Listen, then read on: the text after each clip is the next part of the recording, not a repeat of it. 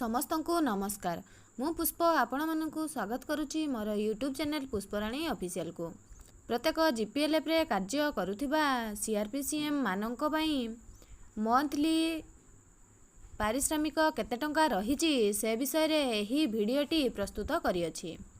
ଆସନ୍ତୁ ଏହି ଭିଡ଼ିଓ ମାଧ୍ୟମରେ ଜାଣିବା ସିଆର୍ପିସିଏମ୍ ମାନେ ମାସିକ କେତେ ଟଙ୍କା ଲେଖାଏଁ ପାରିଶ୍ରମିକ ପାଇପାରିବେ।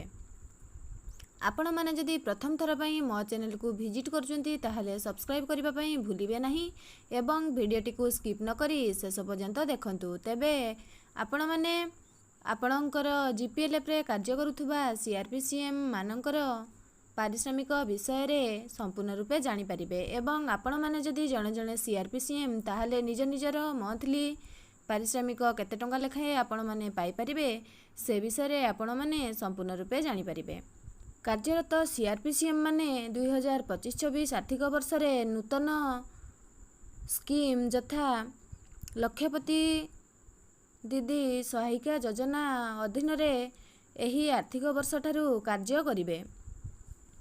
ତାଙ୍କର ମନ୍ଥଲି ରେମୁନେରେସନ୍ କେତେ ଟଙ୍କା ଲେଖାଏଁ ରହିବ ଏବଂ ତାଙ୍କର କେଉଁ କାର୍ଯ୍ୟ ପାଇଁ କେତେ ଟଙ୍କା ପାରିଶ୍ରମିକ ରହିଛି ଏବଂ ସେମାନେ ଯେଉଁ କାର୍ଯ୍ୟ ଅନୁଯାୟୀ ପାରିଶ୍ରମିକ ପାଇବେ ତାହେଲେ ସେମାନେ ମାସକୁ କେଉଁ କେଉଁ କାର୍ଯ୍ୟ କରିବା ପାଇଁ ପଡ଼ିବ ଏବଂ ସେଥିରେ କେତେ ଟଙ୍କା ଲେଖାଏଁ ସେମାନେ ପାଇପାରିବେ ସମ୍ପୂର୍ଣ୍ଣ ରୂପେ ଜାଣିବା।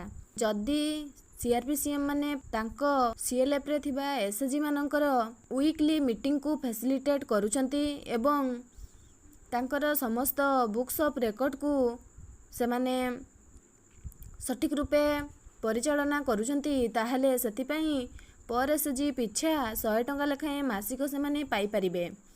ଯାହାଦ୍ୱାରା କି ସେମାନେ ସେହି ଏସ୍ଏଚ୍ଜିର resolution book, saving register, loan register, ତାଙ୍କର କ୍ୟାଶ୍ ବୁକ୍ ତା ସହିତ ଲୋକସ୍ ଟ୍ରାଞ୍ଜାକ୍ସନରେ ତାଙ୍କର ଟ୍ରାଞ୍ଜାକ୍ସନଟିକୁ ଅପଡ଼େଟ୍ କରିବା ପାଇଁ ପଡ଼ିବ। ତାହେଲେ ସେମାନେ ପ୍ରତି ଏସ୍ଏଚ୍ଜି ପିଛା 100 ଟଙ୍କା ଲେଖାଏଁ ମାସିକ ପାଇପାରିବେ। ସେକେଣ୍ଡରେ ରହିଛି ତାଙ୍କର ଆଞ୍ଚଳିକ ମଞ୍ଚ ମାନଙ୍କରେ ଯେଉଁ ସିଏଲ୍ଏଫ୍ରେ ଇସି ମାନଙ୍କର ମିଟିଂ ହୁଏ ସେଥିରେ ସେମାନେ ଉପସ୍ଥିତ ରହି ସିଏଲ୍ଏଫ୍ର ବୁକ୍ସ ଅଫ୍ ରେକର୍ଡ଼କୁ ମେଣ୍ଟେନ୍ କଲେ ପ୍ରତି ମାସକୁ 1000 ଟଙ୍କା ଲେଖାଏଁ ସେମାନେ ପାଇପାରିବେ। ତା ସହିତ ସେମାନେ କ'ଣ କ'ଣ କରିବେ ନା ରେଜୁଲେସନ୍ ବହି ଲେଖିବେ, ଭିଆର୍ଏଫ୍ ଲୋନ୍ ରେଜିଷ୍ଟରକୁ ମେଣ୍ଟେନ୍ କରିବେ, ତା ସହିତ କ୍ୟାଶ୍ ବୁକ୍ ମେଣ୍ଟେନ୍ କରିବେ ଏବଂ ଶେଷରେ ସେମାନେ ଯେଉଁ ଲୋକସ୍ରେ ତାଙ୍କର ସିଏଲ୍ଏଫ୍ର ଟ୍ରାଞ୍ଜାକ୍ସନକୁ ଏଣ୍ଟ୍ରି କରିବେ ତାହେଲେ ସେମାନେ ପର୍ ସିଏଲ୍ଏଫ୍ 1000 ଟଙ୍କା ଲେଖାଏଁ ପାଇପାରିବେ। 3 ନମ୍ବରରେ ରହିଛି ସେମାନେ ଯେଉଁ ତାଙ୍କର ଆଞ୍ଚଳିକ ମଞ୍ଚରେ ଥିବା ସବ୍ କମିଟି, ଯେପରିକି ତାଙ୍କର ଆଞ୍ଚଳିକ ମଞ୍ଚରେ 3ଟି ସବ୍ କମିଟି ଅଛି, ସେଇ 3ଟି ସବ୍ କମିଟିକୁ ମନ୍ଥଲି ବା ମାସକୁ ଥରେ ଲେଖାଏଁ ମିଟିଂ କଲେ ସେମାନେ ପ୍ରତି ସିଏଲ୍ଏଫ୍ ପିଛା 1000 ଟଙ୍କା ଲେଖାଏଁ ପାଇପାରିବେ ଏବଂ ତାର ଭେରିଫିକେସନ୍ ପାଇଁ ରେଜୁଲେସନ୍ ଏବଂ ସବ୍ କମିଟିର ରେଜୁଲେସନ୍ ବୁକ୍କୁ ତାଙ୍କୁ ଅପଡ଼େଟ୍ କରିବା ପାଇଁ ପଡ଼ିବ।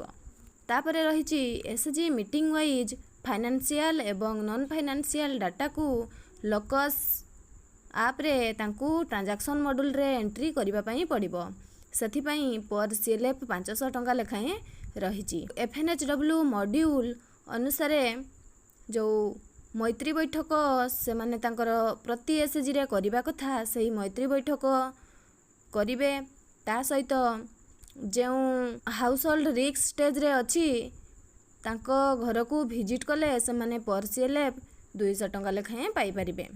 ତାପରେ ଶେଷରେ ଅଛି ସେମାନେ ତାଙ୍କର ସିଏଲ୍ଏଫ୍ର MPR ପ୍ରସ୍ତୁତ କରିବେ, ଯେପରିକି FNHW MPR, gender MPR, model ଜିପିଏଲ୍ଏଫ୍ର MPR ତା ସହିତ ଅଦର ପ୍ରୋଗ୍ରାମର MPR ସେମାନେ ପ୍ରସ୍ତୁତ କରିବେ ଏବଂ ତାକୁ ସବମିଶନ୍ ଜିପିଏଲ୍ଏଫ୍ରେ କରିବେ। ତାହେଲେ ସେମାନେ ପର୍ ସିଏଲ୍ଏଫ୍ 1000 ଟଙ୍କା ଲେଖାଏଁ ପାଇପାରିବେ। ଏହିପରି ଭାବରେ ସେମାନେ ତାଙ୍କର ମାସକୁ ଏହିପରି 6ଟି କାମ କମ୍ପଲସରି କରିବା ପାଇଁ ପଡ଼ିବ ଯାହାକି ସେମାନେ ମନ୍ଥଲି ରେମୁନେରେସନ୍ ବାବଦରେ ପାଇପାରିବେ। ଏହା ଥିଲା ସିଆର୍ପିସିଏମ୍ ମାନଙ୍କର ମାସିକ କାର୍ଯ୍ୟ। ଏହି କାର୍ଯ୍ୟକୁ ତାଙ୍କୁ କମ୍ପଲସରି କରିବା ପାଇଁ ପଡ଼ିବ ତାହେଲେ ତାଙ୍କର ମାସିକ ପାରିଶ୍ରମିକ ସେମାନେ ସଠିକ୍ ରୂପେ ପାଇପାରିବେ। ଯଦି ଏହି କାର୍ଯ୍ୟ ମଧ୍ୟରୁ ସେମାନେ କୌଣସି ଗୋଟିଏ କାର୍ଯ୍ୟ କରିବେ ନାହିଁ ତାହେଲେ ସେମାନେ ତାଙ୍କର କାର୍ଯ୍ୟ ଅନୁଯାୟୀ ପେମେଣ୍ଟ ପାଇପାରିବେ ନାହିଁ। ଆଜିର ଭିଡ଼ିଓରେ ବାସ୍ ଏତିକି। ଆଗାମୀ ଭିଡ଼ିଓରେ ଆମେ ଜାଣିବା ଯେ ସିଆର୍ପିସିଏମ୍ ମାନେ କେଉଁ କେଉଁ କାର୍ଯ୍ୟ ପାଇଁ କେତେ ଟଙ୍କା ଇନସେଣ୍ଟିଭ୍ ପାଇପାରିବେ। ଆପଣମାନଙ୍କୁ ଯଦି ମୋର ଏହି ଭିଡ଼ିଓଟି ଭଲ ଲାଗିଥାଏ ତାହେଲେ ଆପଣମାନେ କମେଣ୍ଟ ବକ୍ସରେ ନିଶ୍ଚିତ ରୂପେ ଜଣାଇବେ ଏବଂ ଆପଣମାନେ ଯଦି ସବସ୍କ୍ରାଇବ୍ କରିନଥିବେ ତାହେଲେ ସବସ୍କ୍ରାଇବ୍ କରିବା ପାଇଁ ଭୁଲିବେ ନାହିଁ। ଆପଣମାନେ ଧୈର୍ଯ୍ୟର ସହ ମୋର ଭିଡ଼ିଓର ଶେଷ ପର୍ଯ୍ୟନ୍ତ ଯୋଡ଼ି ହୋଇ ରହିଥିବାରୁ ଆପଣମାନଙ୍କୁ ଅଶେଷ ଅଶେଷ ଧନ୍ୟବାଦ।